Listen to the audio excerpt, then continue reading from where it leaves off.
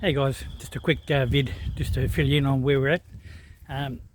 If you've been following, you remember I told you we get bugger all rain here. We get a 300 mil a year and we had no rain since Christmas.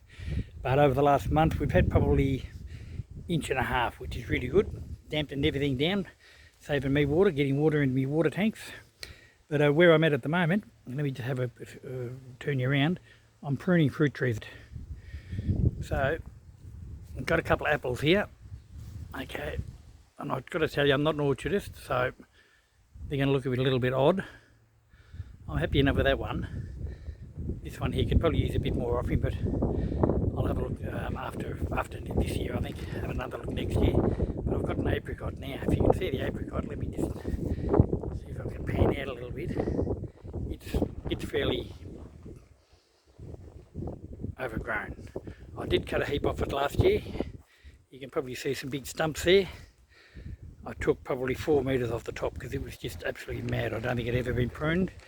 But that's my next effort. I'm trying to make this look like an apricot tree. It does get heaps of apricots, but that's my next effort. Okay, just a quick look around. Like I said, if you've been following, you remember I've been working on the veggie gardens. I've still got my grain and my lupin peas growing there. Well, I've cut them down a bit, but I'm really pleased with the way the broccoli's come up. Okay, this I did grow this from seed. I grew 1 row and I've thinned them out, and I've now got 3 rows in this one. And if you can see over there, I've got 2 rows in it, so don't stand behind me this year because I'll be eating a lot of broccoli, I think.